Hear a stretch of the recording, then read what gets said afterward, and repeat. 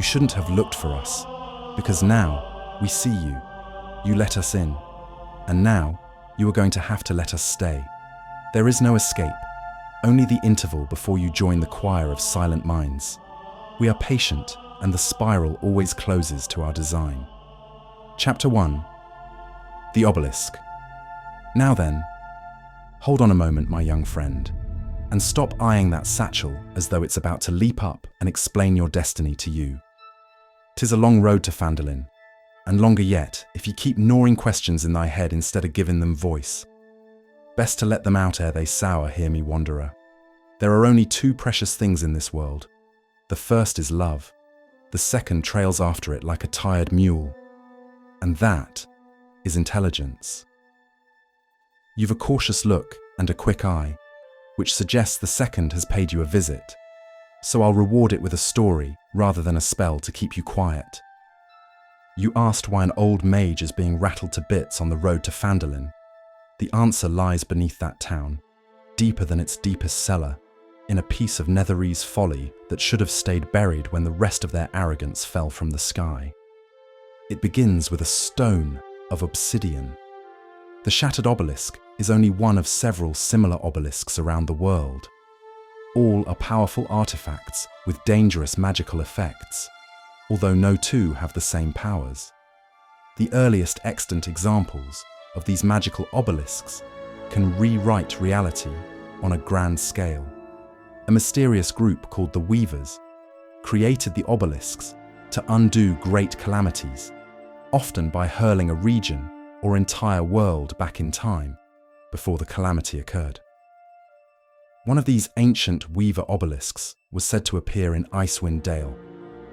No one knows anything about the Weavers because the evil wizard Vecna stole the secrets of the obelisks and used them to erase the knowledge of the Weavers from existence. The lore of how to create the artifacts then seeped throughout the world. The most notable obelisk builders were wizards from the now fallen empire of Netheril. Netherese obelisks vary in appearance. The obelisks are always tall and narrow to a pyramidal top. They vary in height, from a dozen feet to many dozen feet, and substance, from obsidian-like stone to an unknown black metal. None of these obelisks were as powerful as those created by the Weavers, but they could nevertheless enact great and terrible changes. The Netherese are gone, but their monuments linger as afterthoughts the world cannot quite shake off. Some lie toppled, and one such ruin lies beneath the place where our mule is dragging us, the shattered obelisk under Phandalin. Now, Mystra sent a message to me in the form she often does, unique and oddly difficult to decipher immediately, even to one of her chosen. I was drifting to sleep in my chair in Shadowdale, with a dull Cormyrian history sliding from my lap and my pipe trying to set fire to my robe, when silver blue fire swallowed the room and left me hanging over a town I knew at once. The vision plunged down through earth and stone, past old graves and abandoned tunnels, into a cavern thudded in the rock. There the obelisk lay in fragments, its shards jutting from the floor and walls, each piece pulsing with a thick, nauseous light. 3 figures knelt before the fragments, robes trailing, heads bowed. Mind flayers, Illithids. The sight of 3 together is rarely a blessing. The name at the center of that mental storm and ritual was Ilvash, a godlet of the far realm, small only when weighed against the greater darkness of the far realm. And if you know anything about the Elder Evils, I would advise placing this abomination within that same threat level. In Ilvash's dreams, Toril lay beneath a new Mind Flayer empire sprawling across the world. The Mind Flayer fanatics have discovered pieces of a shattered obelisk of great magical power, left over from the mysterious Netherese empire that once occupied part of this region. After retrieving the remaining fragments, the fanatics plan to infuse the reconstructed obelisk with Ilvash's unholy energy and turn Phandalin's population into Mind Flayers loyal to their evil godlet. The vision shifted, and I stood in another place entirely. The plane of dreams curled around me, shimmering and uncertain, and through it walked a handful of mortals. They moved through scenes made of borrowed memories and half-grown nightmares. And though their faces blurred, the weave clung to them in a way I have learned to recognize. Their path led toward the same root of corruption that lay under Phandalin, only from another side. And the work waiting for them lay far beyond the reach of my staff and boots. Mystra's intent was plain. Those adventurers would lead Ilvash's designs to ruin. My share for the time being was the burden to slow the doom long enough for them to arrive. Once, I wore a ring that could lift a handful of heartbeats out of their proper march and hold them in a bubble where time stood. Raindrops hanging bright in the air, blades arrested a breath away, that sort of trick. My lady and I had drawn it forth and reshaped it. The result was a grey, faintly luminescent substance. Our plan was very simple. If the substance was smoothed across the heart of the obelisk, time would cease, if only for a short duration. Months to be precise, long enough for those adventurers within the vision to fulfill their end of the bargain.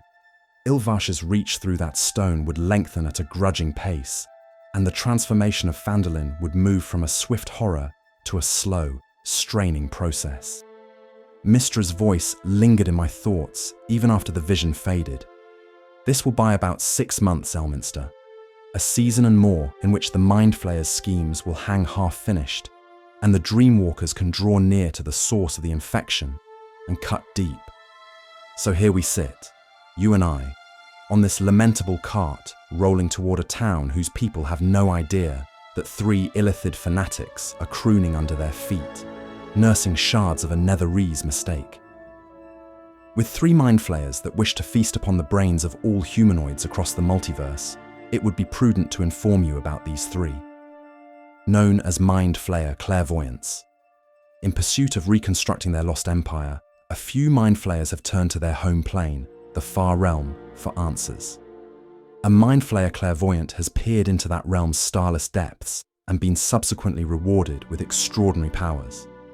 Instead of heeding an elder brain, a Mind Flayer Clairvoyant listens to the whispers and whims of the voices of the Far Realm. In addition to feasting on brains, a Mind Flayer Clairvoyant can summon tentacles that rip through the fabric of reality and distort the minds of enemies. Chapter 2. Phandalin. Nestled on the northern Sword Coast, between Neverwinter Wood and the Sword Mountains, is the town of Phandalin. Centuries ago, Phandalin was a thriving settlement with deep ties to its neighbouring communities. The frontier town of Phandalin is built on the ruins of a much older settlement. Hundreds of years ago, the old Phandalin was a thriving human town, whose people were firmly allied with the dwarves and gnomes of the Phandalver's Pact. However, the same orc horde that sacked the mines at Wave Echo Cave laid waste to the settlement, and Phandalin was abandoned for centuries. In the last 3 or 4 years, hardy settlers from the cities of Neverwinter and Waterdeep have begun the hard work of reclaiming the ruins of Phandalin. A bustling frontier settlement has grown up on the site of the old town and is home now to farmers, woodcutters, fur traders, and prospectors, drawn by stories of gold and platinum in the foothills of the Sword Mountains. Unfortunately, more than a few bandits and brigands have settled here as well, taking advantage of the fact that the area has no local lord or authority to chase them off. Our rutted track comes out of the trees onto a shoulder of hill, and there the town shows itself proper. Phandalin is small. I count 40, perhaps 50 buildings spread along the road and around a ragged green. Most are simple log houses, straight walls, steep roofs, thin curls of smoke slipping from crooked chimneys. A good many stand on older stone foundations, blocks laid by hands long dead. So you see fresh timber standing on weathered rock, new lives set squarely on the bones of the old town. Between the newer homes lie ruins from the first Phandalin, low stretches of broken wall, corners of old houses with nothing left attached, piles of tumbled stone that ivy and briars have started to claim. The pattern of those ruins shows how broad the place once was. The streets ran further, the houses stood closer, and the town in those days had ambitions larger than what your eye meets now. The cart track widens as we reach the first houses, turning from a pair of muddy ruts into a proper main street. It climbs gently toward the east, and, at the top of that rise, on a small hill, stands what remains of a manor house.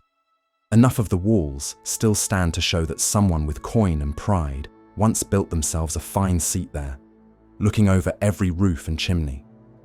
The roof is mostly gone, the windows are empty holes, yet the shape of the place still broods over the town. As we roll in, the day's business goes on. Children shout and chase one another across the green. A woman beats dust from a rug. Two men argue over a broken wheel and whose fault it was. Miners tramp past with tools over their shoulders. A few folk carry crates toward what passes for shops, calling to each other as they go. Heads turn toward the cart. I get some nods, a few guarded smiles. The long look folk give a stranger with a staff and a pointed hat, and then they turn back to their work. Phandalin is too small to ignore newcomers and too busy to stop the day on their account. To you, it would all seem ordinary enough. To me, with my boots in the dust and my fingers in the weave, there is a faint extra pulse beneath it all. Far below, the shattered obelisk stirs. Its presence presses up through earth and stone, a slow, steady thrum just off the rhythm of the world. Aye, lad, the far realm does not always come with screams and lights. Often it starts as a wrong note, beneath a familiar song. I take a corner table with my back to a decent bit of wall, tamp fresh with pipeweed, and let the first curl of smoke rise. 10 minutes pass, and as the hearth is fed a third time, a woman approaches me. I, a damsel in need of the sage of Shadowdale, not something I am unfamiliar with. Afternoon to you, she says. Name's Linen Greywind. I run the Lion Shield Coster in these parts. We bring goods in from Neverwinter, send ore and grain and whatever else we can scrape together back out. You'd be Elminster, wouldn't you? Aye, I say. I've been him some time now. Your house is warm, your road importunely is abysmal, but your ale is divine, which is more important than the first two put together. That earns the smallest twitch at the corner of her mouth. We're working on the road, she says. The ale we got right from the start. You don't look like a man come to buy nails or sell ore. So I'm reckoning you're here for the other thing this town has in abundance. Trouble, I say. You're right. There's something old and hungry turning over under your fields, causing crops to rot. My lady sparks me to action, and I've come to see that it leaves your polite village alone. She glances, just for a heartbeat, toward the east. About 15 miles that way, she says softly. There's an old mine, carved by dwarves and fought over by folk who wanted what lay in its walls. Wave Echo Cave. Some here have shares in whatever's left of it. Some just scratch around the edges. Of late, the ones who go near it come back with bad dreams, strange notions, talk of echoes in the stone when no hammer's swinging. A few don't come back at all. From her satchel, she draws a leather-bound tome, thick and well used, and lays it between us. This is what the Costers gathered on the place. History, bargains, half-remembered tales, all copied as straight as we could manage. I'd have you carry it to the cave, open it there, and see what stirs. Forgive me, Elminster, I've no wizard on my own payroll, so I don't have much else to spare. Wave Echo Cave, I say. Aye, I remember the name. One forge of spells. You heard of it. I have pronounced Linen, although everyone who has now ventured there has not returned. Now with things turning into horrors at night, I have had little time to explore myself. Now I would say, read the book at the entrance. Call it superstition, if you like. The old stories say that place was full of magic once. And if there's even a chance the past is rubbing shoulders with whatever's going wrong now, I would say it would be there. Chapter 3. Wave Echo Cave.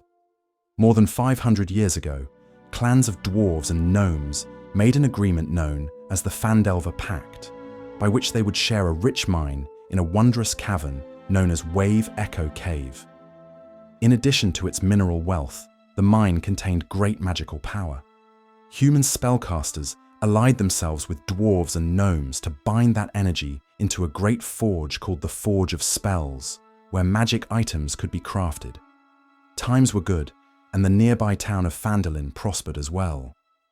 But disaster struck when bandits swept through the north and laid waste to all in their path. A powerful bandit force reinforced by evil mercenary wizards attacked Wave Echo Cave to seize its riches and magic treasures.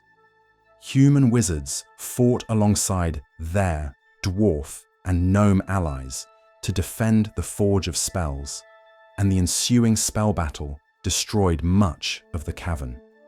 Few survived the cave-ins and tremors, and knowledge of the location of Wave Echo Cave was lost. For centuries, rumors of buried riches have attracted treasure seekers and opportunists to the area around Phandalin, but no one has located the lost mine. In recent years, people resettled the area, and Phandalin is now a rough-and-tumble frontier town. Recently, a trio of dwarves, the Rockseeker brothers, discovered the entrance to Wave Echo Cave, and they intended to reopen the mines. Unfortunately for the Rockseekers, they weren't the only ones interested in Wave Echo Cave. A mysterious villain known as the Spider controlled a network of bandit gangs and goblin bands in the area, and his agents have followed the Rockseekers to their prize. The trail fell away into a broken ravine, choked with boulder upon boulder and scrubs. A narrow fissure, half hidden, yawned at its base, and that was the way in. I squeezed through, my staff scraping stone, and the air changed to that deep, cold taste you only get far underground. Torchlight and spell-light showed the first wide chamber. 4 tunnels met there beneath a 30-foot ceiling, the stone carved in simple reliefs of dwarves and gnomes at work. Picks raised, carts rolling, faces set in their steady, stubborn look their kind wear when the mithril at last yields. The carvings were worn, yet clear enough to see their vast history, its grandeur lost to the ages, a sorrowful and bleak look. As I moved forward, nearly 24 skeletons lay scattered, some small and broad, dwarves by their bones and boots, others human-sized, armor rotted to scraps of rust and leather. A shudder formulated down my back. Was it a psychic fluctuation or just a little bit of fear? In that moment, I contemplated but could not come to a consensus. The air grew humid, the stone damp underfoot. Fungi had claimed this place in earnest. Thick carpets of soft growth covered much of the floor. Great mushrooms the size of a 1-story structure clustered in patches. Shelf fungus layered itself along stalagmites. Tall stalks rose in clumps, capped with broad heads that reached nearly to my shoulder, a familiar echo of the Underdark. A few of the puffballs and caps glowed with a faint green light, enough to illuminate the air with a ghostly hue. I set my boot down with care. Some Underdark growths are harmless. Others are inclined to explode, poison, or both when disturbed. Threading a safe path, I spotted something half buried in the edge of the growth, near an old pack and a scatter of bones that had once been goblin-shaped. A tome. I coaxed it free with a spell rather than fingers, let it float into my hand, and brushed away the damp muck that clung to its cover. The Far Realm and the Netherese. There you are, a guide into time travel. One would-be adventurer, maybe contemplating time travel as a means to right the wrongs they once undertook, or for simply an understanding of where their mistakes once were formed. A recursion to the potential correct decision, at least the one they assessed, would lead them down the correct path. Let us read Mistral and Previous Time Travel. Mistral understood that time traveling would become an interest to spellcasters at some point. Instead of allowing spellcasters to come up with their own methods for time travel, Mistral took it upon herself to establish how magic and time travel could work together. To this end, she created the Time Conduit spell.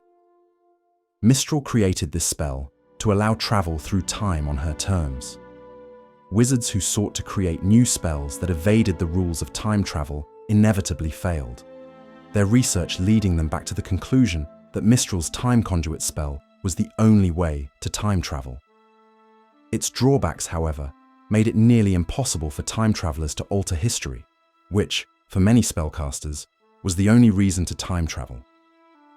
There are time gates on Faerun, but their locations remain a mystery. Ancient texts of Mistral's faith talk of 3 gates that were created either through accident or great fortune. While the time gates don't require the material components, they otherwise work exactly like the Time Conduit spell, permitting time travel to any point in Faerun's past. Discovering the location of even one of these portals is an adventure in itself. Adventurers have looked so hard, for so long, and with nothing to show for it, that no one even tries anymore. The last recorded expedition is believed to have been in 404 DR. This magic may have been transfused into the obelisks, and in my natural curiosity, I simply had to know. I did not open it there. Some texts are best greeted on a ground of your own choosing. Into the bag of holding it went, where its whispers, if any, would have a harder time wriggling into my thoughts. The mere presence of such a work in the cave told me enough. Someone had been studying the same knot of problems that had brought me here, the far realm, the Netherese obelisks, and how the two might be tied. I left the fungi behind and followed the faint pull of old power deeper. The sound of distant water grew clearer as I walked, a constant rumble and crash somewhere beyond a wall. The next chamber on my path was a workshop, or had been, a high, broad room, its corners filled with stone work tables now cracked and scorched. Signs of fire, of magic, of sudden and violent ruin. In the center of the room stood a stone pedestal. Upon it rested a brazier that held a small, steady flame. The fire burned green, clear and strange, casting a sickly light that did not smoke and did not flicker in any draught. Let us now tell the tale from a distant perspective, for what happens for the rest of the tale deserves that holistic perspective. As Elminster approached, something drifted out of the shadow beyond the brazier, a floating sphere of flesh some 4 feet across.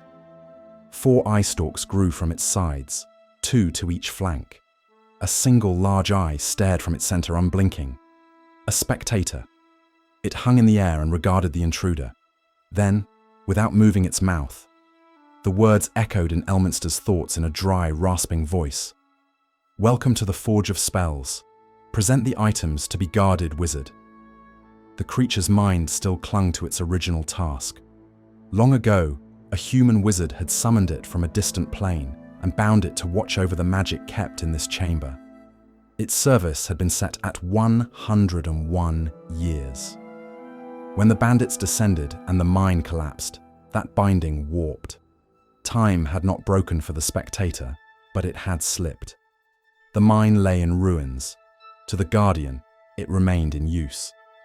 Elminster answered it gently, soothed its confusion with courtesy, and coaxed what knowledge remained. There had been, the spectator remembered, a shard of black stone brought through this chamber, small enough to lift, dark, engraved with runes that did not sit easy in its sight. The shard had thrummed with an unfamiliar power.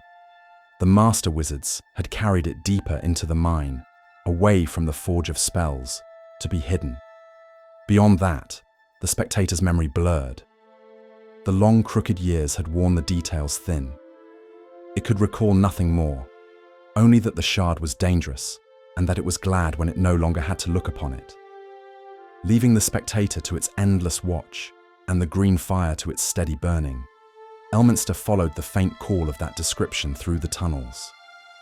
The weave tugged at him from a particular direction, and he moved with the confidence that comes from a lifetime of listening to it. The hall he entered next bore marks of recent use over older grandeur. 6 marble pillars lined the walls, cracked but unfallen. At the far end sat a 9-foot-tall statue of a dwarf upon a throne, a stone warhammer laid across his knees. 2 large emeralds gleamed in the statue's eyes. Dust and debris had been swept aside from the center of the floor. Near the statue, bedrolls and packs lay neatly arranged around a rough fire pit. Ash in the pit had cooled, but not long ago. A wooden table stood between 2 pillars on the western side. A drow stood beside it.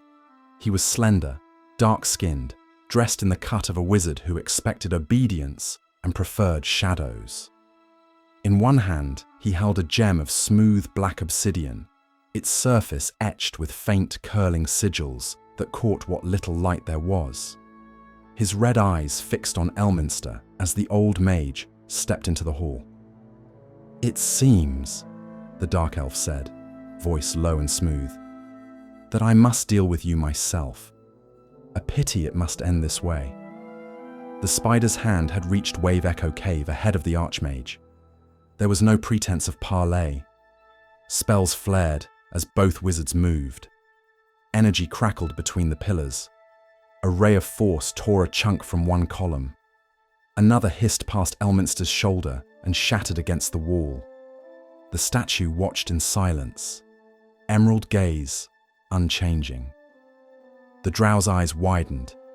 The words of his next incantation tangled on his tongue. His legs wobbled. A heartbeat later, he crumpled to the floor, the obsidian gem slipping from his fingers and rolling until it tapped, gently, against Elminster's boot. Unconscious, he lay still, breathing, trapped in a deep, enforced slumber. Elminster stooped and picked up the gem. Cold sank through his fingers into his bones. Runes glimmered faintly on the stone surface. As he focused on them, his thoughts slid sideways. The hall blurred. In its place rose another subterranean chamber, unseen by his eyes, yet present in his mind. Here, the ceiling soared higher still, studded with veins of ore. A shrine stood at the center, carved pillars, a great stone door, and a statue of a dwarf whose emblem, a gem within a mountain, marked him beyond mistake.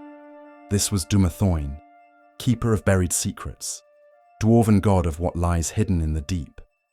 In the vision, offerings lay scattered, gems gone dull, tools resting where worshippers had once placed them. The air felt heavy with silence. Beneath that silence ran another presence, a distant pressure, patient and insistent. The gem in Elminster's grasp pulsed. A psychic wave lapped at his mind, a command without words urging service to something vast and alien. The same distant will that moved the mind flayers beneath Phandalin brushed at his thoughts again. Ilvash. Elminster resisted, steady and practiced. The pressure lessened and withdrew, thwarted but not gone. On the table, among scattered parchments and ink-stained scraps, lay a map. He shifted aside a fallen inkpot and took the parchment up. It showed the land around Phandalin, marked with a rough hand. Ruins, paths, secret places, several sites circled and annotated in the same hurried script. One mark lay to the east of town, singled out with more notes than the rest. Lines and comments around it suggested a connection to the gem. Another locus of power, another hidden place where the vision's shrine might lie in truth. Elminster studied it for a long moment. The gem still rested in his hand, its call now muffled by fresh wards. Within its facets, the stored vision waited to be completed, its pattern half revealed. He needed one more piece, a second shard, a second glimpse, one more fragment of Netherese craft, wedded to far realm taint. and the full shape of the scheme unfolding around Phandalin would stand plain. Obelisk, cult, godlet, and the fragile 6 months he had been given to hold the worst of it at bay. He wrapped the gem in protective spells and tucked it into his bag beside the far realm and the Netherese. The two dark things went into the same deep pocket of nowhere, isolated from both the cave and from each other by the old mage's care. The drow he left where he lay, carried in a sleep that would hold him long after Elminster was gone. Aye, that is what occurred. It was a rough experience for the drow, to say the least. The next turn in my tale lay beneath the god of buried secrets, where dwarven reverence and far realm corruption lay. Chapter 4, Talhundreth. Elminster crossed the meadows east of Phandalin at a steady, thoughtful pace, staff tapping the earth in a quiet rhythm. The sky was clear, the grass high, and for a time the land seemed honest and untouched. Then he saw the strange sight, a mutated cow. At least it looked that way. It grazed alone near a tumble of stones, head bowed, tail flicking lazily. From a distance it looked ordinary enough, but the Archmage's gaze tightened as he drew closer. Its eyes did not track him.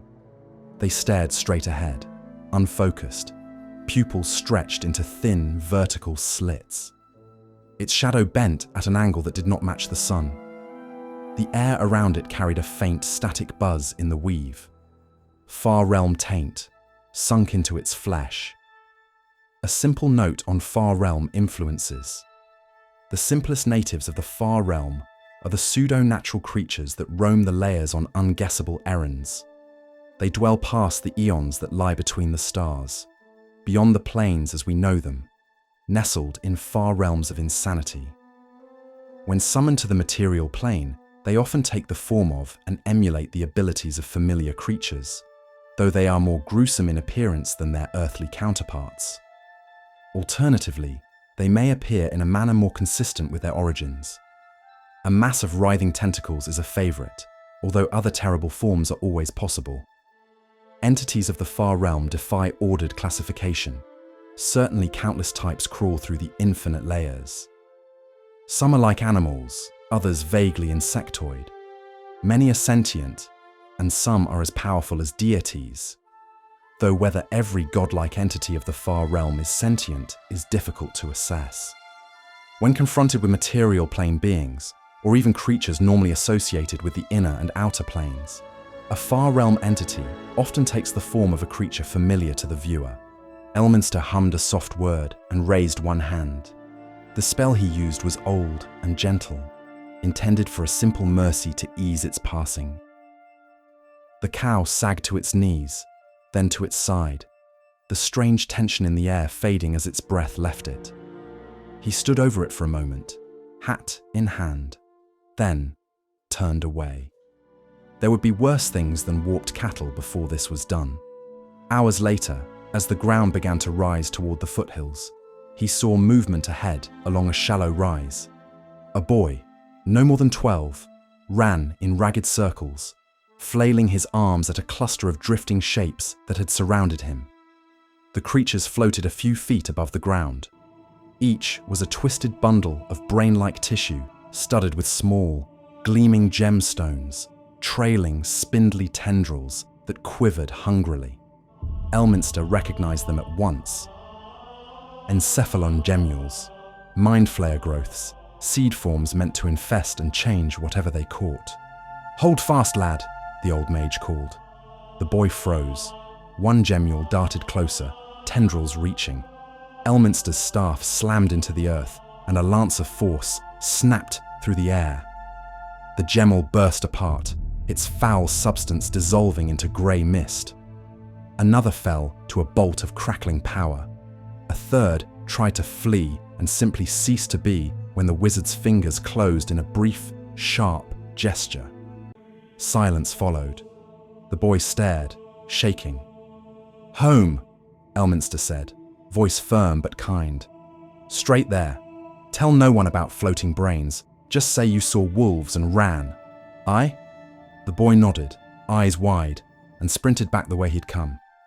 Alone again, Elminster wiped a smear of ectoplasm from his sleeve, muttered something dark about Illithid gardening habits, and continued east. The meadowland thinned into broken rock, then into rising cliffs. A path, half buried under scree, wound toward a wide cleft in the hills. At its end yawned a great cavern mouth, and beyond that, an enormous double door of worked stone. Talhundreth is a subterranean temple to Dumathoin, the dwarven god of buried secrets. Millennia ago, Talhundreth was a vibrant and populous temple visited by many worshippers of Dumathoin. Talhundreth was built above the sacred crypt of the Talhund, where the most ardent priests of Dumathoin were entombed. Talhundreth was as busy as the crypt of the Talhund was peaceful. Miners, merchants, and priests alike came to Talhundreth seeking wisdom, political alliances, secret martial training, and hints at where to find wealth. Eventually, however, the passages to Talhundreth grew dangerous, and the temple saw fewer visitors. A few centuries ago, Talhundreth was abandoned by all but a few vigilant defenders. Mind flayers took advantage of Talhundreth's depleted state to attack. During this invasion, a collapse rocked the temple and crypt alike. Both the Mind Flayer invaders and the temple guardians gave up Talhundreth as lost, though the Mind Flayer's psychic stain remained. Since that attack, various bandits and monsters have squatted in the abandoned temple. Sometime after the Mind Flayer's reign, aspiring law-seekers brought one piece of the shattered obelisk into Talhundreth's chapel and another into its crypt, hoping that studying the pieces in close proximity might reveal more about the obelisk's previous powers. Elminster stepped through the prop door into cool, stale air. Dust lay thick in the first hall. Faint craft scents still clung to the walls. Old incense, stone polish, dwarven oil. A woman stood by the altar, motionless except for the slight tilt of her head as she examined the socket patterns. Snakes writhed lazily where her hair should have been, their tongues tasting the air. Her features were sharp and still, a hunter's face waiting for prey to falter. A short, blocky creature of living rock stood beside her, chisel-like stylus scratching quietly across a stone slab, resting on its hands as it took notes. Honna, a Medusa, and her companion scribe. Their thoughts were on the altar and on whatever secrets they hoped to wring from its patterns. Elminster moved along the wall. No footsteps sounded. No breath stirred the dust.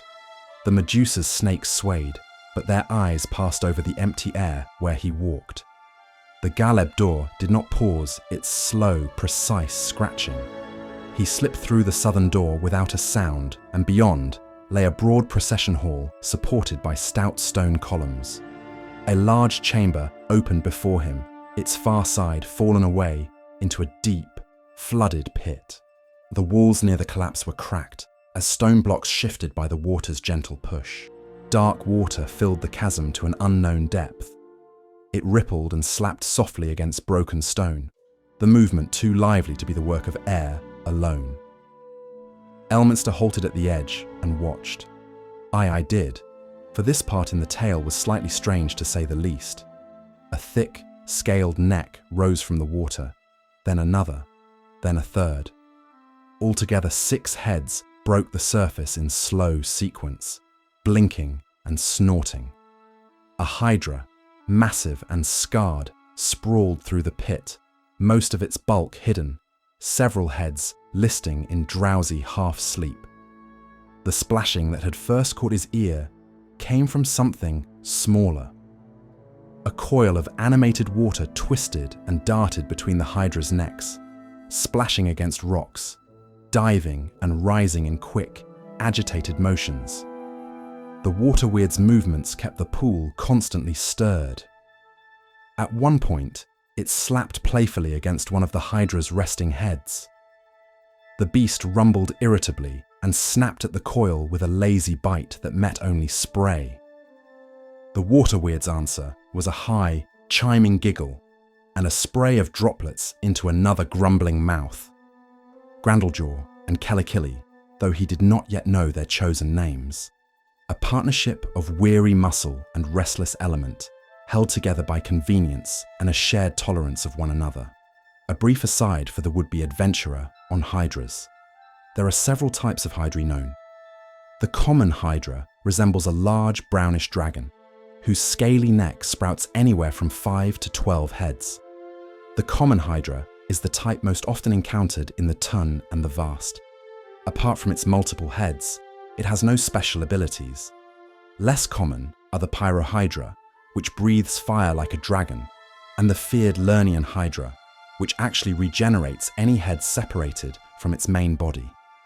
The ice-breathing cryohydra is unknown in the area of Cormia, which is probably for the best. As reports indicate that common hydrae can give birth to any of the other types of hydrae, I am of the opinion that the pyro, cryo, and Lernian hydrae are normal if rare variations of the common hydra. The habits and biologies of the various types of hydrae are similar. They are solitary, semi-intelligent predators that prefer swamps and subterranean lairs. Their multiple heads enable hydrae to hunt efficiently, feeding on a wide variety of swamp species, including birds, snakes, deer, and the occasional orc, human, or other sentient species. Pyrohydrae use their flaming breath to kill prey before consuming it. Some hydrae are said to have a special taste for elf flesh, but the Tun hydrae do not seem to behave in this manner. The chamber he sought lay beyond a sequence of short turns and sloping steps. A round room with 3 alcoves spaced evenly along its walls, each shaped to resemble the mouth of a mine, complete with squared pillars and solid lintels. In the center of the floor rose a circular dais. Upon it stood a pedestal, and upon that pedestal rested a single enormous emerald, cut into many facets. It glowed with a steady green radiance that warmed the stone around it. Circling the gem in slow, tortured arcs drifted several spectral figures. They were thin and ragged, their forms warped, faces obscured. Each one's presence pressed against the mind like cold fingers. Wraiths, but not the ordinary undead sort. Elminster felt the shape of their thoughts as they turned, and recognition clicked into place. These were psionic echoes of Mind Flayer masters who had once commanded the assault on Talhundreth. Their bodies were long gone. Their psychic impressions had been trapped here, bound to the emerald and the stone beneath it. They patrolled the air around the gem, anchored to their charge. The old mage stepped fully into the chamber and raised his staff. Holy light spilled from the carved head, bright and sharp. The daylight he conjured filled the room with a clear radiance that drove shadows hard against the walls. The wraiths shrank from it at once. Undead recoil from such light by nature, but these phantoms twisted away more fiercely than they should have. Their forms jittered, edges fraying as they retreated into the furthest corners of the ceiling, forced there by both divine light and a psychic resonance they could not endure. The path to the emerald lay clear. Elminster mounted the dais and laid his hand on the great gem. Warmth and pressure flowed up his arm. A hum spread through his nerves, past bone, into the inner spaces thought uses for its own work. For an instant, he stood both in the round chamber and somewhere else. A map unfolded before him. It was drawn on a stone wall in firm, confident lines, a design that the gem now carried and projected into his mind. At its center stood an obelisk, tall and whole, composed of 7 marked segments. Around it, 3 stylized mind flayers stood in a ring, hands raised toward the stone. Above them, a line of script named the place of their ritual, Illithinoch, an underground stronghold deep beneath Phandalin. From the mind flayers, 3 wavy lines rose upward, curving through layers of rock to a sketched outline of Phandalin far above. The lines spread out and touched tiny figures drawn in the town's streets and houses. Each figure, touched by that psychic rain, began to change. Tentacles sprouted, heads elongated. The little ink marks transformed from human silhouettes into mind flayers. Beside the drawings ran columns of numbers and arcane symbols. The map's creators had turned their scheme into a calculation. Variables marked phases of the rite, strength of the obelisk's charge, resistance in the mortal population. Outcomes were written in simple Dwarven and Illithid notation. 3 in 10 changed, in one set of conditions, 4 in 10, up to 7 in 10, if every requirement was met and the obelisk reached full power. Those who did not transform were marked differently, struck through, annotated with a single, grim note. The ritual killed them, slowly, painfully. The map did not gloat, it simply recorded. The vision ebbed as the emerald's glow steadied. Elminster stood once more in Talhundreth's central chamber, hands still resting on the gem, starflight driving the spectral echoes back into their corners. He now knew more than he had before. The Mind Flayer fanatics beneath Phandalin were not acting blindly. They had a plan, a city beneath the town, a name for it, and a ritual calibrated with cold precision. The shattered obelisk's shards were being drawn toward Illithinoch. When that work was done, and the far realm godlet's power finally flowed through a reassembled stone, Phandalin's people would stand beneath the wavy lines on that map, some remade as mind flayers, the rest dying in the attempt. Mistra had given him 6 months of delay on the obelisk. The Dreamwalkers would work in their own sphere. His part in the waking world had just sharpened into clearer focus. He lifted his hand from the emerald. The wraiths hissed faintly in the far corners, cowed by the lingering light. The psychic strain in the corridors pulsed once more around him, then settled. Talhundreth had yielded its buried secret. Elminster turned away from the dais, retraced his path through crypt and hall, past drowsing hydra and chattering water weird, past the silent chapel where a Medusa pondered empty sockets, and out through Dumathoin's carved doors into the late day light. The next steps led back to Phandalin. Somewhere beneath its streets lay the first pathways down to Illithinoch, and with them, the next chance to break the pattern he had just seen etched so clearly. 7 shards, 3 mind flayers, 1 town balanced between the life it knew and a future written in Illithid script. He set his staff on the path and started back upon the broken road to Phandalin. Chapter 5. Illithinoch. Elminster felt a chime in the weave. Phandalin was wrong. He knew it the moment his boots touched the first cobbles. The town still wore its familiar shapes: crooked chimneys, muddied lanes, the lazy drift of chimney smoke. But the weave above it had picked up a discordant hum, as if someone had slipped a cracked string into a well-tuned harp. Ahead, in front of the Shrine of Luck, 3 figures struggled in the dust.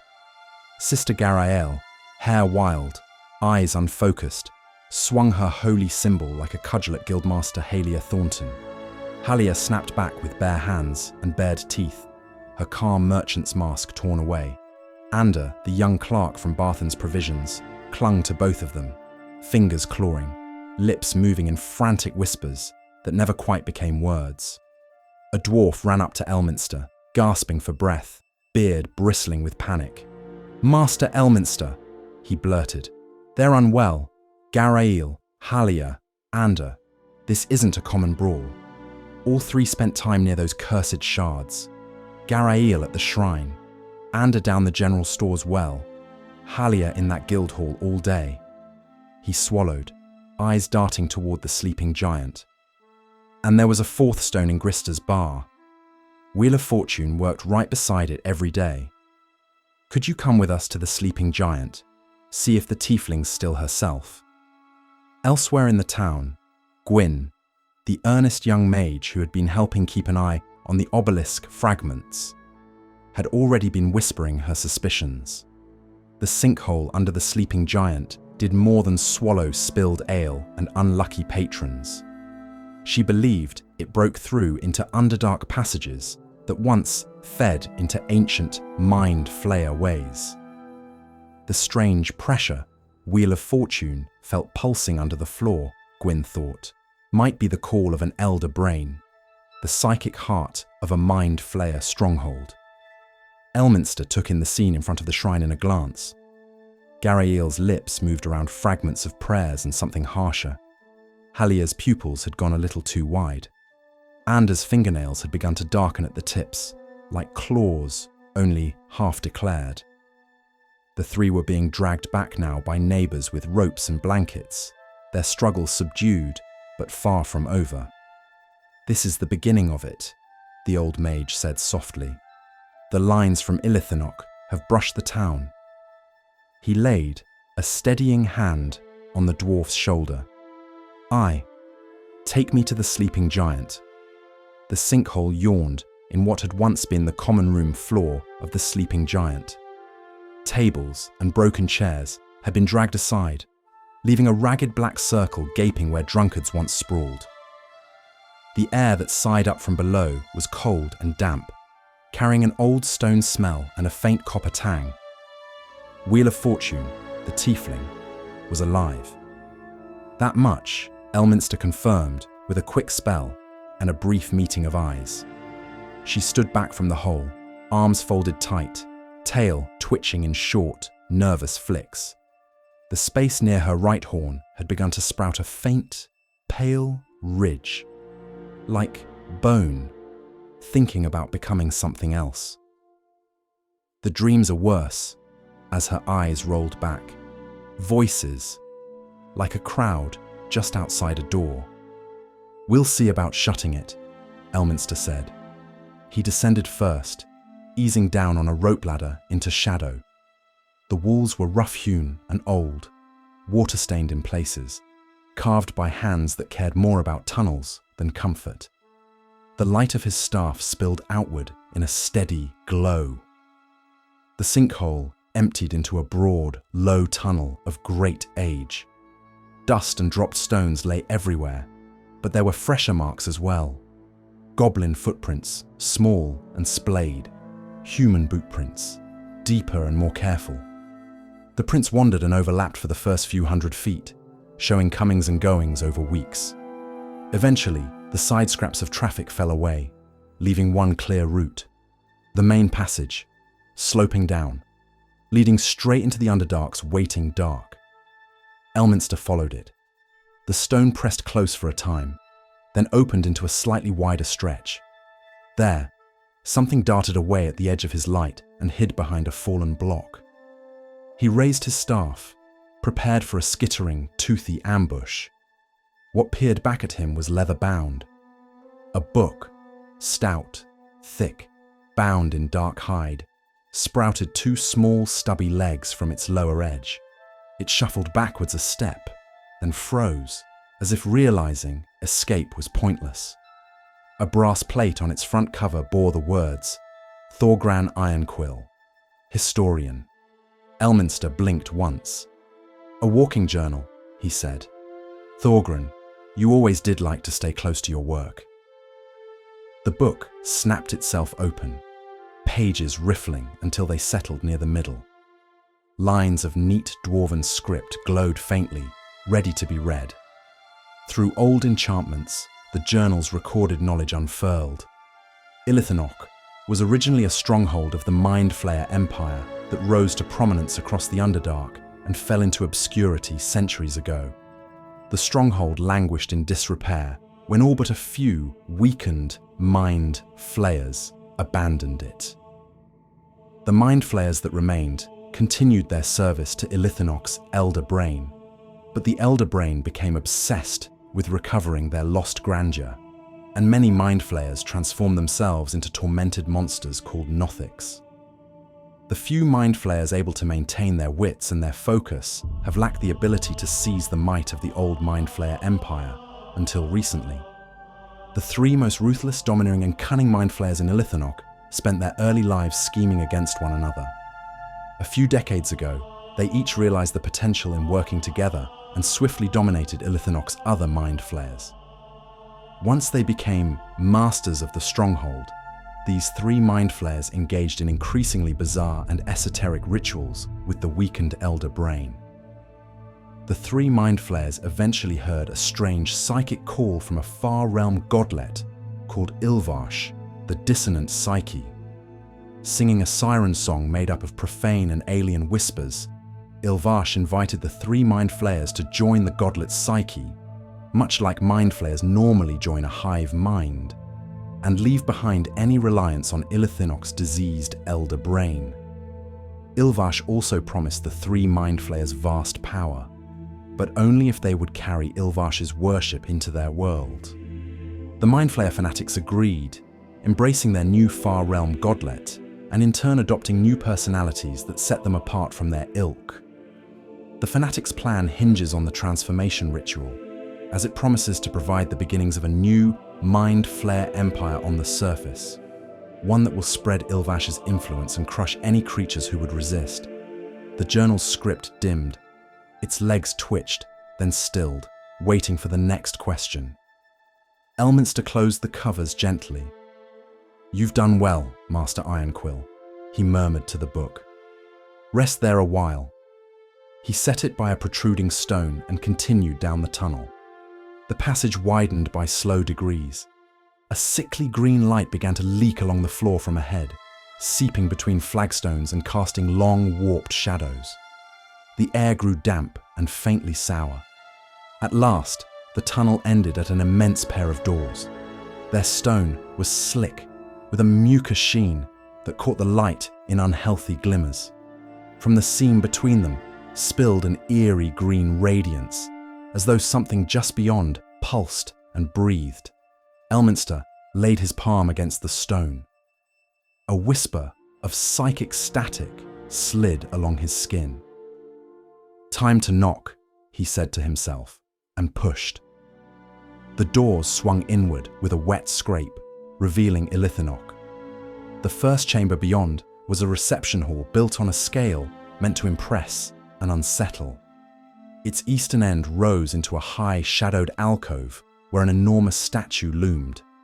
A massive mind flayer carved from greenish stone, arms outstretched, a brain cradled in each hand.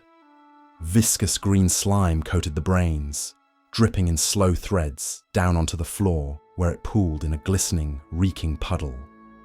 Flowing designs writhed along the walls, curves and knots that evoked veins and neural paths. The patterns tried to drag the eye inward, toward hidden centers. Lounging against the southern wall were two living mind flayers. Their robes hung in soft folds, and their tentacles stirred occasionally in idle, almost conversational gestures. Their gazes had the bored stillness of guards who had seen centuries pass in the same hall. They turned their heads as Elminster stepped through the doors. One spoke, voice sliding directly into his mind with practiced ease. "Have you come to worship Ilvash, who bleeds from the far realm?" Its tentacles flexed once, tasting the air. "Have you brought the obelisk's pieces to the three?" Elminster inclined his head slightly, cloak falling around him in old, familiar folds. "I have come bearing a message for your masters, one they will want to hear before they set their hands on the seventh shard." The second mind flayer examined him with a long, silent scrutiny. Its attention brushed at his thoughts and withdrew without pressing. The first made a faint gesture with one hand. Their interest faded.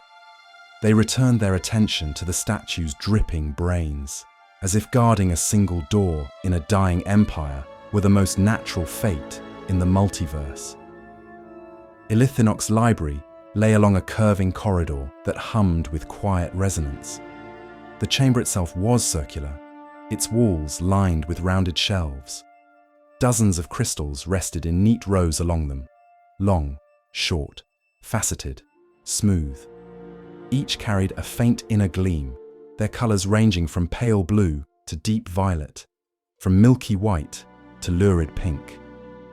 This was knowledge in Illithid form, thought records, memories, scenes worth preserving, held within crystal instead of the usual ink. Elminster reached out and took one at random, a slender violet shard. It warmed in his hand. A scene unfurled in his mind.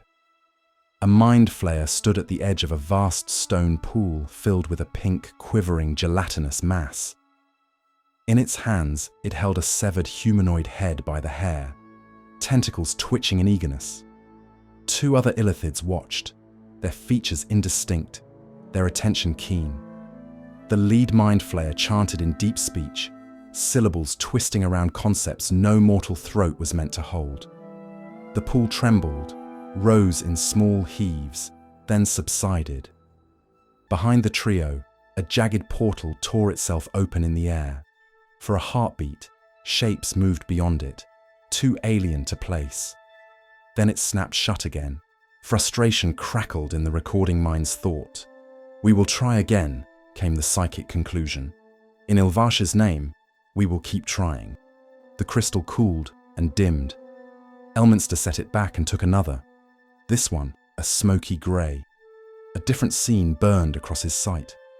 A gaunt, shriveled mind flayer knelt on the floor, shoulders hunched, a single huge eye bulging from the center of its face.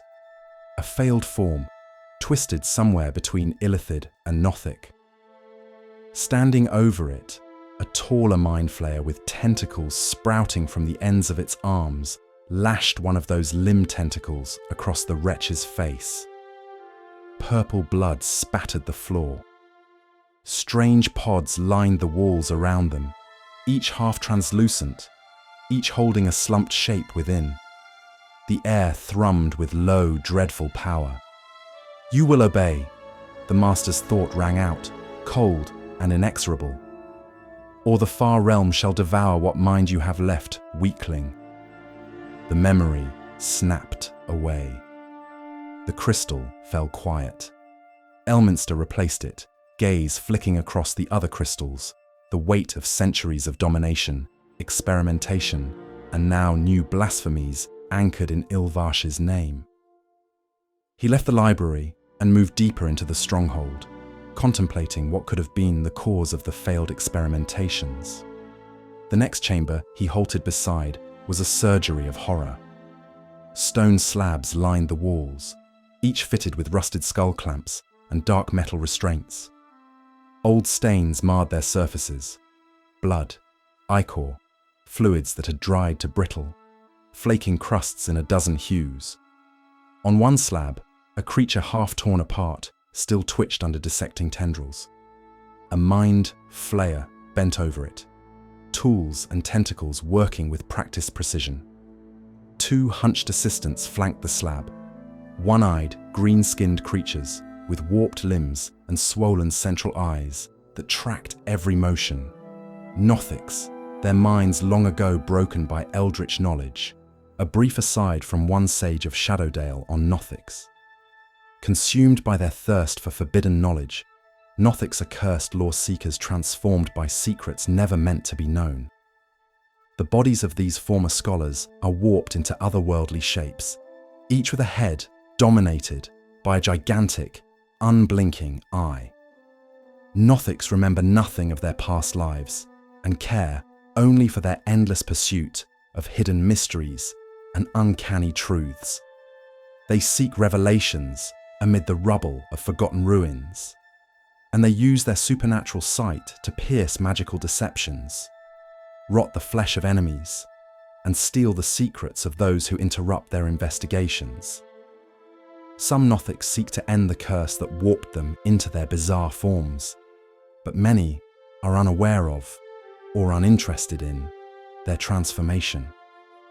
These aberrant creatures were carried to the plains on drifting pieces of the far realm. Nothics have fragmented intellects strung together by tenuous sanity. Typically controlled by a more powerful master, a Nothic's propensity for random, seemingly insane actions makes it more like an amusing pet than a servitor. Upon the far wall, a rift writhed and shifted. a green and silver wound in the air showing glimpses of narrow stone corridors beyond. Reality there seemed thinner, as if eroded by repeated psychic pressure. Elminster stood in the shadows of the corridor, cloaked in spells, and listened. The Mind Flayer moved its tentacles in deep speech as it worked. Its voice was low, almost a hum, but the cadence pulled at the edges of the weave. Each phrase braided thought and power together, reinforcing the connection to the rift. For an instant, Elminster's sight blurred. The dissection table, the Nothics, even the rift itself fell away. He saw instead a different chamber, vast and dim.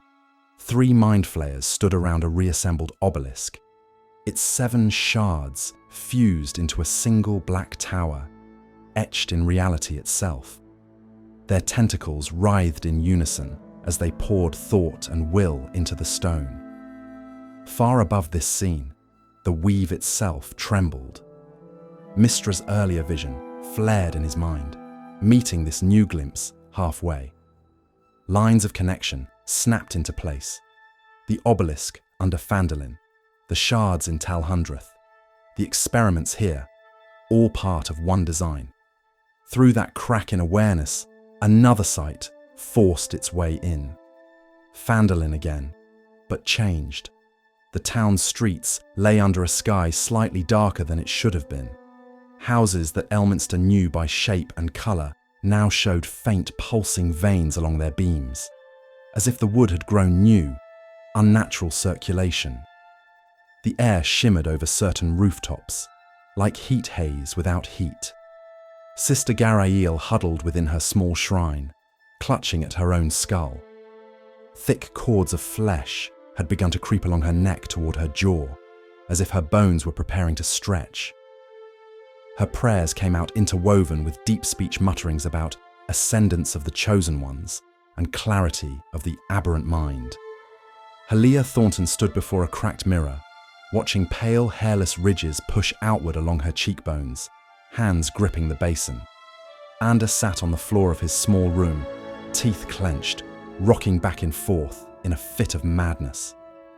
Around them, other townsfolk drifted through their days with eyes unfocused. Some babbled in deep speech when distracted, unaware of the sounds leaving their mouths. Others had sprouted extra eyes on arms, shoulders, even palms, fingers elongated, teeth shifted in subtle ways. A few walked with a faint, unsteady grace, as if controlled by an unseen eye, or tentacle in this case. The transformation had only begun, but it had begun in earnest. The vision receded, and Elminster found himself again in the corridor outside the surgery, breath steady, with his staff firm in his grip. The rift still pulsed. The Mind Flayer still worked, its assistants blinking and scribbling, unaware that one more thread had just knitted itself into the Archmage's understanding. Illithinoch was further along than he had hoped. The ritual had been set in motion from both ends, beneath the town and within the stronghold. He turned away, deeper into the complex. At the end of another twisting passage lay a smaller chamber, its walls more cramped and intimate. A shallow alcove cut into the north wall stood empty, bare stone within. Around its edge, faintly glowing runes formed a ring. Their light flickered and thinned, as though the magic that powered them had been overtaxed and was ebbing. Against the west wall sat a table crowded with jars and bowls, each filled with powders, crystals, slivers of strange chitin, and other components. The east wall had been turned into a chaotic slate. Lines, sigils, circles, and formulae crammed every inch of its surface. Equations intersected diagrams. Annotated notes cut across older symbols at sharp angles. The overlapping analysis rendered the whole nearly illegible, even to a mind as trained as Elminster's. One section stood clearer than the rest. There, a sketch had been drawn of this very room, showing the rune-ringed alcove as a central node connected by angular lines to 3 larger sigils etched nearby. One sigil bristled with stylized tentacles. The second was ringed with jagged, wart-like bumps. The third had been reduced to a tight, looping scribble that evoked a maze glimpsed from above. Above these three, in a scrawled hand that pressed hard enough to groove the stone, someone had written, "Go we three beyond a lightless star." Reality thinned. Space, where the back of the alcove had been collapsed inward, becoming a swirling plain of black-green depth. Faint stars glimmered in that darkness, wrong stars, arranged in patterns no charted sky owned. Something vast, unseen, turned its slow attention toward the opening. Like a creature considering a door it had always known would eventually be opened. Beyond a lightless star, is it? Well then, let's see what vile aspects of the far realm you have bleeding into our world. Chapter 6. The Far Realm. Also called outside, the far realm is a plane, or perhaps a space beyond the planes, that is terrifyingly remote from the standard planar geometry. The entities that abide in the far realm are too inchoate, too different, and too alien for a normal mind to accept without being damaged. Where stray illuminations from the far realm leak onto another plane, matter stirs at the beckoning of inexplicable urges before burning to ash. But in the far realm, titanic creatures swim through nothingness, preoccupied with madness. Unspeakable things whisper awful truths to those who dare listen. For mortals, knowledge of the far realm is a triumph of mind over the rude boundaries of matter, space, and eventually sanity. The far realm is divided into an unknown number of layers. Each layer is only slightly out of phase with the next, and passing between layers requires only a thought. It's possible to stand on one layer and see dozens of others, all overlapping yet somehow distinct. There were previously no known portals to the far realm, or at least none that were still viable. Ancient elves once pierced the boundary of eons with a vast portal to the far realm, but their civilization imploded in bloody terror, and the portal's location is long forgotten. But other portals might exist. Other methods of reaching the far realm include traveling to time's beginning or end, or finding the true dream heart past the portal of sleep. Luckily for the material plane, entities of the far realm have just as difficult a time finding passage out of their home plane, though rare spells allow them to be summoned. The far realm is composed of infinite layers, but unlike many outer planes, the layers are thin. A far realm layer can range from an inch to a mile thick, though on average, each layer is separated from the other by about 10 feet. Travelers can see through many layers simultaneously, as if holding a stack of translucent parchment up to the light. Usually up to 20 layers can be seen to one side or the other, though each layer is blurrier than the next. Features and creatures of the far realm are multidimensional and may exist on more than one layer simultaneously.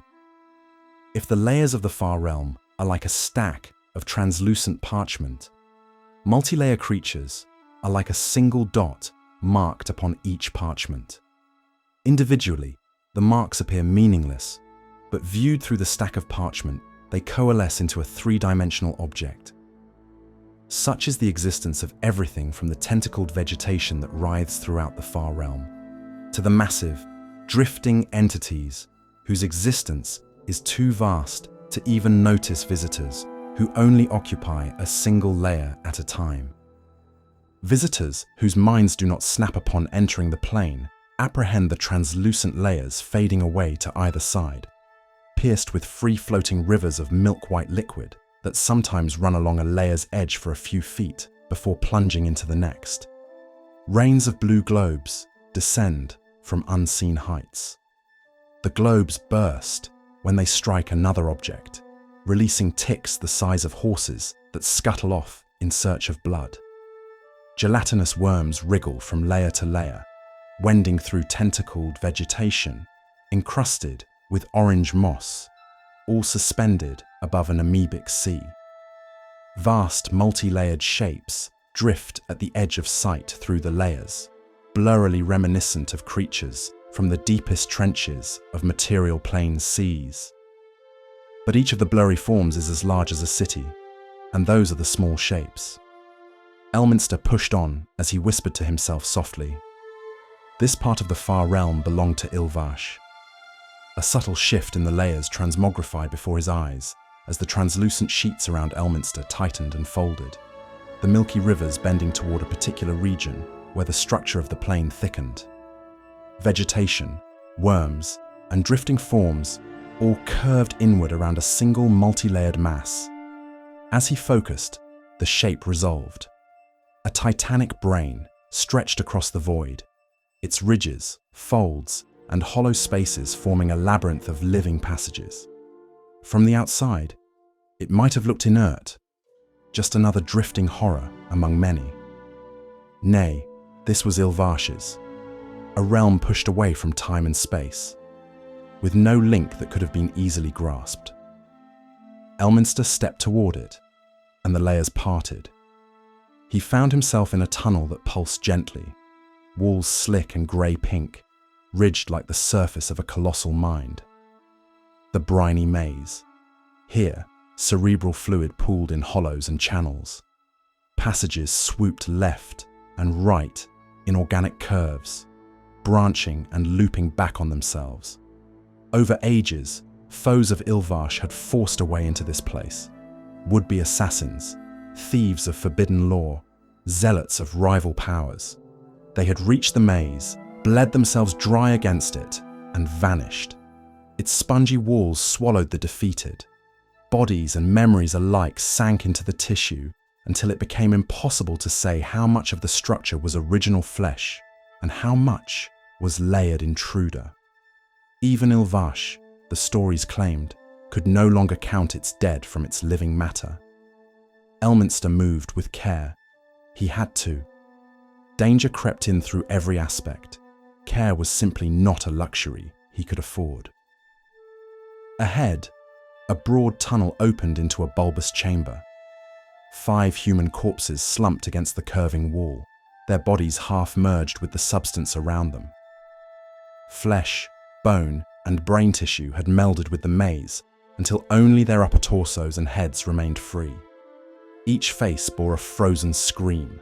Previous wizards who came here a few months ago to steal secrets from the far realm deity. The tunnel dipped abruptly, ending in a shaft filled with murky, viscous fluid. Dim green light welled up from below. Elminster, noting the layout and the ridges in the walls, suggested to him there was only one path. Down. The Archmage tightened his wards against mental intrusion, drew a breath that was more habit than necessity under his current protections, and stepped into the briny maze's deeper throat. The fluid closed over his head. It pressed on every side, thicker than water, full of drifting threads of nerve-like matter and clouds of blood. Strange lumps of flesh tumbled past, organs without bodies, pulsing faintly as they sank. They did not touch him. Something in his wards and aura made them shy away. He let himself sink. Somewhere below lay the opening into the endless void, the direct heart of Ilvash's realm. The shaft disgorged him into a vaulted chamber, whose walls glistened with mucus and shone with a greasy sheen. The smell was thick and rancid, clinging even through his protective spells. There was no door out, only a pitted hole in the ceiling, where the briny fluid trickled away in a slow rain. 2 metal rods jutted from the wall. Between them, a faint shimmer suggested a once functional planar anchor, now its function lost. Beneath that failed device, a young amethyst dragon coiled on the slick floor, scales glowing faintly, violet under the unpleasant light. Beside him stood a human mage with lines of exhaustion under sharp eyes, hands resting on an arcane focus that had seen better days. They turned as Elminster stepped clear of the dripping shaft. "Another one," the dragon rumbled, voice echoing faintly in the domed chamber. "If you have come to praise Ilvash, You will find no quarter within this place mortal. If I had come to praise Ilvash, Elminster said, brushing muck from his sleeve, Mistra would have struck me bald and sent me back to start over. You'd find my hat at least. Gossa gave a tired pause and a faint chuckle. You're from outside this realm. I mean, that is clearly obvious to my eyes. But how did you manage it, to gain access to this realm? She said. The way your wards sit in the air, you aren't theirs, clear as the mortal's moonlight. Quite so, Elminster replied. Elminster of Shadowdale, at your service. I'm here to ruin a godlet's afternoon and buy a town sometime. Between them and him lay a story. That was told it in haste. An errant planeshift scroll had hurled the dragon and his mage companion into Ilva-Ash's domain when they had meant to flee a lesser crisis. They'd survived by sheltering in this forgotten sump beneath a storage nodule. From here, they launched careful raids into the maze, striking at Ilvash's minions and retreating before the realm turned their courage into food. They spoke of the briny pool, a deeper chamber where a vast predator swam, a purple worm reshaped by the far realm. It guarded the route to a point the two had come to call the Endless Void, the central emptiness where Ilvash's greatest works hung in thought. We've seen the light from it. The maze nudges us away whenever we get close. It knows something is important there. We mean to get past the worm, Lowenizzel growled. To reach that place of void and end whatever ritual the mind flayers are conducting. We have tried, but the beast, it knows our scent now. Elminster listened, then reached into the pocket of nowhere at his belt and drew out the small, unremarkable satchel Mistra had given him. From it, he took the device. A lump of dull, grey, faintly luminescent material, viscous and quivering in his palm, like thickened time. Once, it had been a ring that stopped moments outright. Now the power lay spread and sticky, ready to cling to whatever it touched and slow time to but a crawl. I cannot end the ritual alone, he said. Ilvash has seen to that, and the weave of this place works against it. What I can do is this. He explained, briefly, the vision he had seen. A handful of adventurers walking the plane of dreams, drawn toward the same knot of trouble from another angle. Mistra had shown him their path in the way only gods could.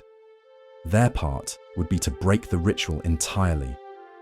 His task was simpler. Delay is my only option with the time given to me.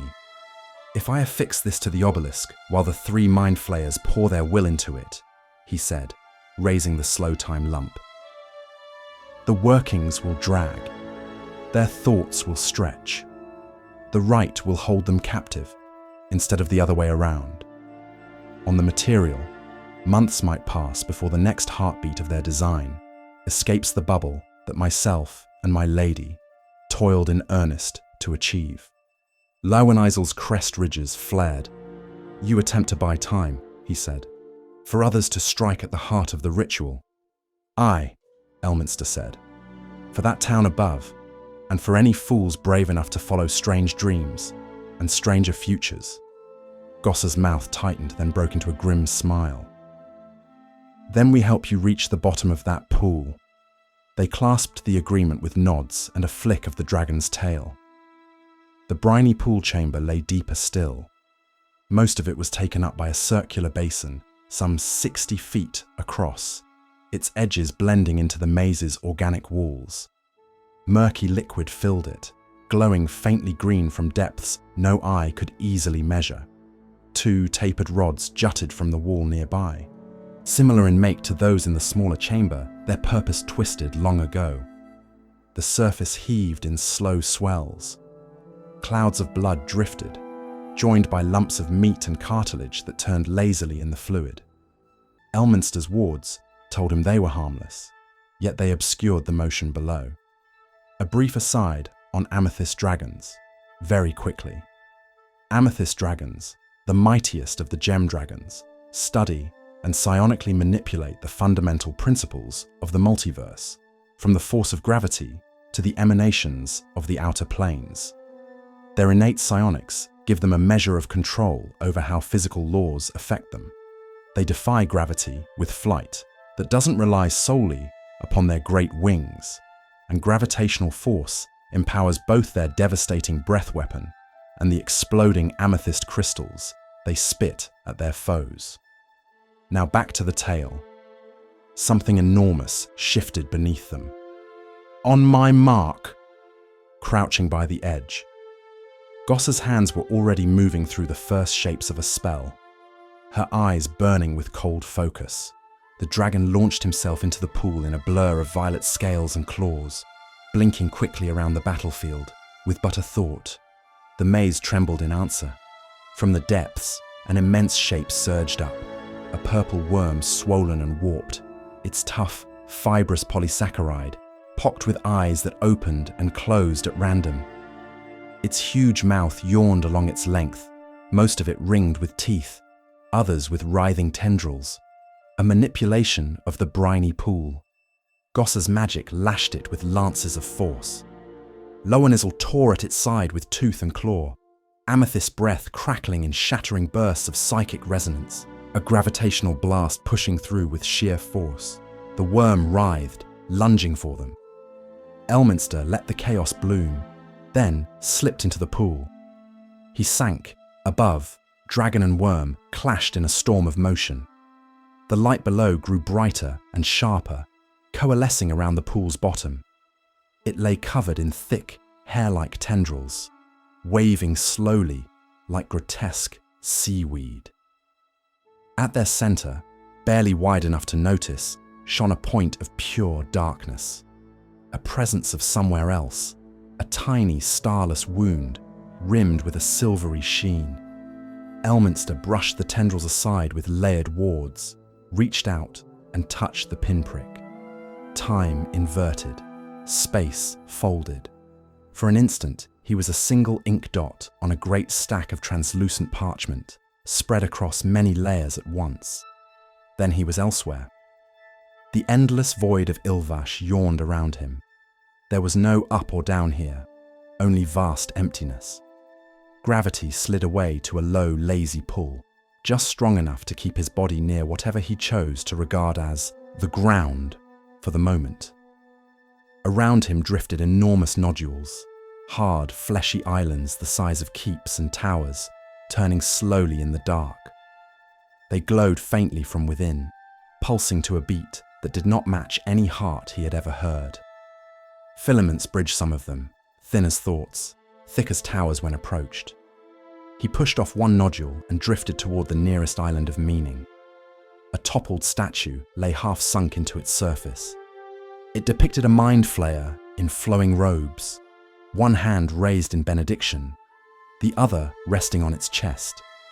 Its head had been forced deep into the nodule's flesh, leaving only its shoulders and torso visible. The base, twisted and bent, where one stone foot still clung to it, bore a single adornment. A 4-foot-wide human grin. Teeth even, mouth empty, no face around it. Just a curve of carved lips and enamel, where a plaque might have been. Ablinash. Elminster recognized the name from Thorgrim's notes, and the grin matched the tale. A zealot of Ilsensine once, who had turned from that god to worship the discarded divine meninges that would become Ilvash. Its mutation, a human mouth beneath tentacles meant for feeding, had shaped its obsession. It had loved chewing what it should have swallowed whole. It had decided the membranes of the brain were the highest delicacy and the most sacred part of thought. The first follower, cast down and half swallowed by the godlet it had helped raise. The old mage floated past the statue, eyes narrowing as he caught the glimmer ahead. A network of pulsing green light spread through the layers before him.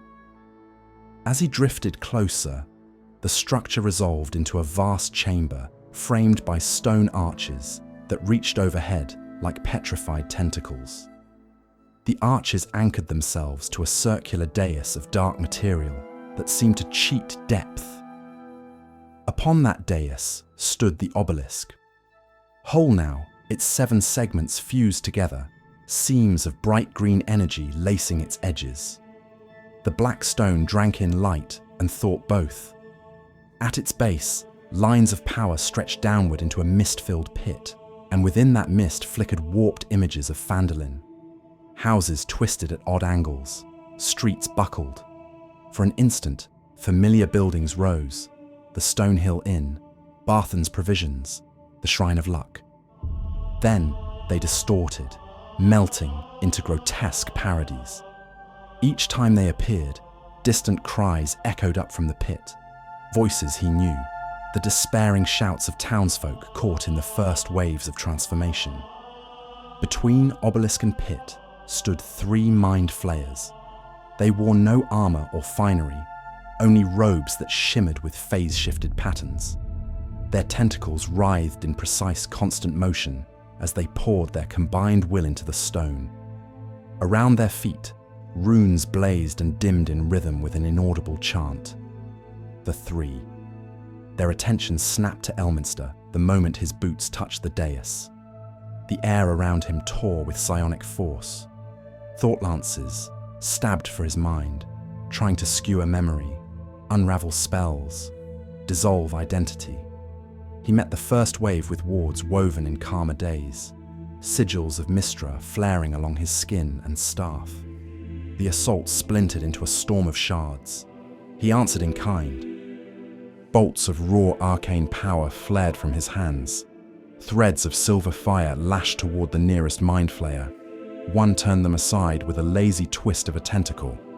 Another folded the space they passed through, sending them ripping into a distant nodule instead. The far realm itself leaned into the battle, pushing at the edges of possibility.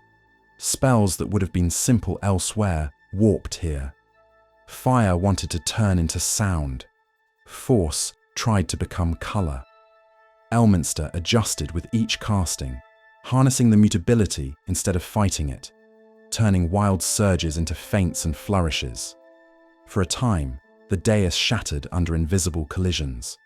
Above, the arches of stone groaned. Below, the images of Phandalin flickered more violently as the ritual's lines tangled. He did not try to crush all 3. He needed only a moment. He let one attack glance off his defenses and stagger him backward, cloak swirling. Another mind blast chased him, tearing a groove through the dais. He fell, rolled, and came up nearer the obelisk, one hand slipping into his satchel as if clutching for balance. The grey, viscous mass of his time dilation device clung to his palm. "Mistra," he breathed, so only the weave could hear. "Now!" He hurled himself forward, letting their next combined mental strike send him flying. The impact drove him straight into the obelisk's base. As he struck, he slapped the slow time substance against the stone. It stuck as time stuttered, then froze. The seams of green energy shuddered, their steady pulse turning jagged. The weave around the obelisk thickened, as if someone had poured invisible syrup into it. The ritual's flow dragged. The 3 Illithids turned toward him in unison, thoughts drawing breath for a final shattering blast. Then their movements slowed. Tentacles that had writhed akin to a nest of snakes now froze in place. Their eyes turned by fractions. Their next coordinated strike took shape 1 heartbeat at a time, each fragment stretching into a long, reluctant moment. The device did not stop time. In this realm, such neat tricks frayed at the edges. It stretched it. Every second within the bubble became an argument between present and future. "To you," Elminster whispered, backing away as the field expanded. "This may feel like a step."